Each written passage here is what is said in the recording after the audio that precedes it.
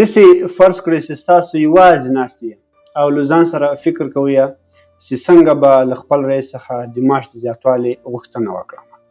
نو ستاسو له ځان سره فکر کوئ چې څه رقم زه دغه موضوع باید پیل کړم، څه رقم خبرې وکړم، څه رقم قناعت ورکړم.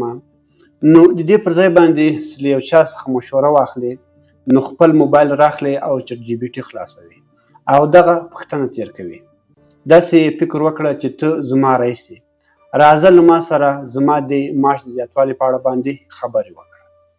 دا یوازې یو خیال نه ده، بلکې دا هر څه نن سبا په حقیقي ژوند کې روان دي.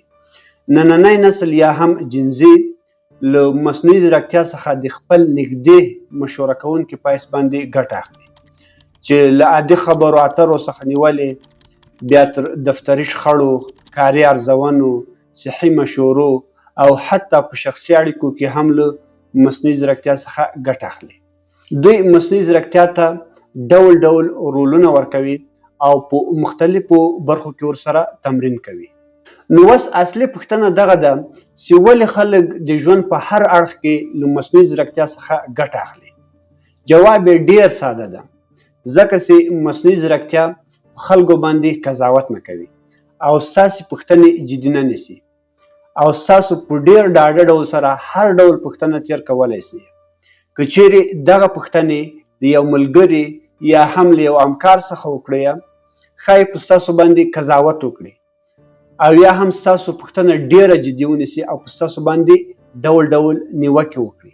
خو مصنوعي ځیرکتیا بیا ستاسو هیڅ پروا نه کوي او هر ډول پوښتنې چې تیر وکړئ نو په ډیر ښه ډول ستاسو ته ځواب درکوي او په ستاسو باندې هیڅ ډول قضاوت نه کوي. دغه یو عادي خبره نه ده، بلکې دغه د یو لوی بدلون نښه ده. څېړنې ښیي چې له 50% څخه زیات نننی نسل یا هم جنزي وار له مخه له مصنوعي ځیرکتیا څخه په خپل کار کې ګټه اخلي. له 4 څخه 3 کسان په دې باندې باور لري چې مصنوعي ځیرکتیا به ډیر زر د دوی کاري بڼه بدله کړي.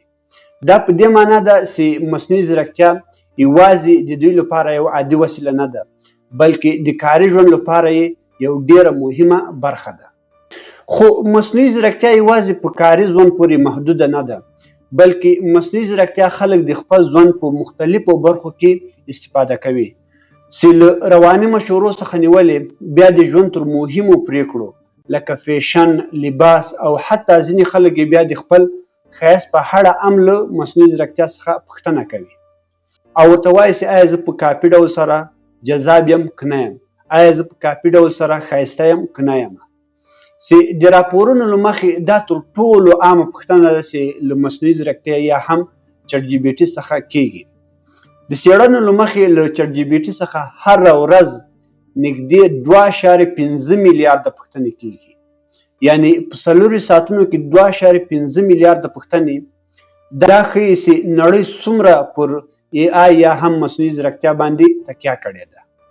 نو اوس پوښتنه دا نه ده چې آیا له مصنوعي ځیرکتیا څخه استفاده کول سم دي که نه دي، خو بې له شکه له مصنوعي ځیرکتیا څخه کار اخیستل ډیر مهم دي.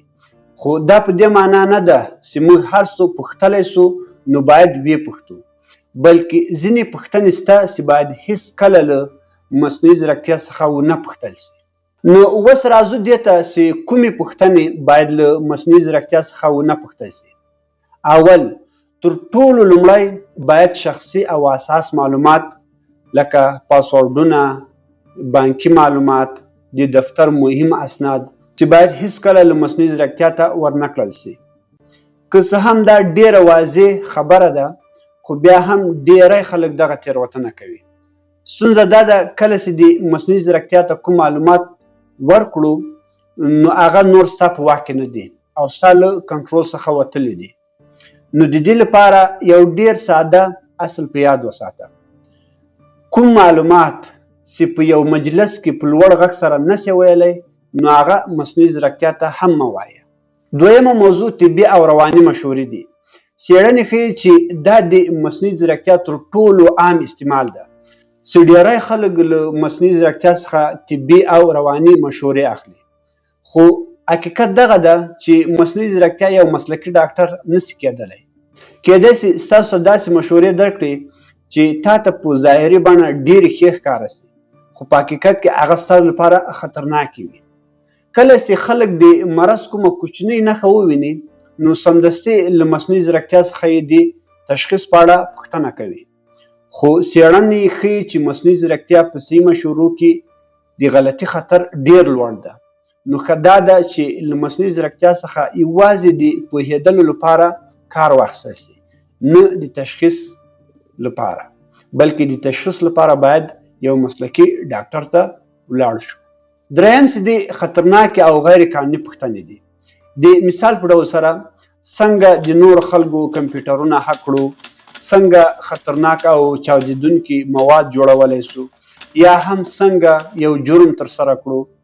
چې دا ډول پوښتنې نه یوازې خطرناکې دي بلکې د مصنوعي ځیرکتیا سیسټمونه شکمن معلومات څاري او هغه ثبت کوي چې کیدای سي په راتلونکي کې ستاسو ته ډېره غټه ستونزه جوړه کړي. نو که دا ډول پوښتنې یوازې د معلوماتو او یا هم د علاقې په خاطر کوئ نو بیا یې هم مه کوئ. څلورم چې دی د توطیې او دسیسې جوړولو نظریې دي. ځکه کله کله مصنوعي ځیرکتیا غلط معلومات د حقیقت په ډول درته وړاندې کوي چې له امله یې د ځینو خلکو غلط باورونه نور هم قوي کیږي. نو په دې خاطر باندې زیات خلک له ډېرو سختو مشکلاتو سره مخامخ سوي دي.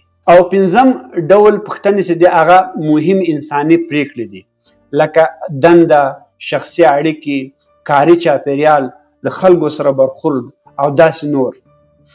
مصنوعي ځیرکتیا ښایي ستاسو سره یو څه مرسته وکړي، خو نهایي پریکړه او تصمیم باید ستاسو پخپله ونیسئ. ځکه مصنوعي ځیرکتیا ستاسو له ژوند، ستاسو له حالاتو، ستاسو له اړیکو او ستاسو له ستونزو نه ده خبره او ستاسو مشکلات نسي درکوی او یوازې ستاسو ساده ځوابونه درکوي. خو حقیقي ژوند چې ده ساده نه ده بلکې پیچلی ده. نو باید پریکړې د موجوده شرایطو په اساس سره ونیول سي. په پای کې زه باید دغه خبره روښانه کړم، زه نه وایم چې مصنوعي ځیرکتیا څخه ګټه مه اخلئ، بلکې مصنوعي ځیرکتیا د ډېره قوي او حیرانونکې وسیله ده چې ستاسو کارونه ډېر په اسانۍ او په ډېره چټکۍ سره مخته وړي او راتلونکی هم مصنوعي ځیرکتیا ده. خو دا باید ستاسو ډاکټر نه سي او نه هم ستاسو ملګری. نو اصلي پوښتنه دغه نه وه چې مصنوعي ځیرکتیا څه کولی سي، بلکې اصلي پوښتنه دا وه چې موږ باید څه ورسره وکړو او څه ورسره شریک کړو.